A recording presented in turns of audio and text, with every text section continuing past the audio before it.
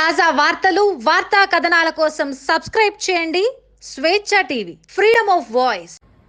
ఈ మధ్య పత్రికా సమావేశంలో హోంగార్డ్ ప్రస్తావన మరియు మునుగోడు బహిరంగ సభలో అద్దంకి దయాకర్ మునుగోడు పార్లమెంట్ సభ్యులు కోమటిరెడ్డి వెంకటరెడ్డి గారిని ఉద్దేశించి పరుషమైన పదజాలం వాడడంతో వారెంతో మనస్తాపానికి గురైనరు.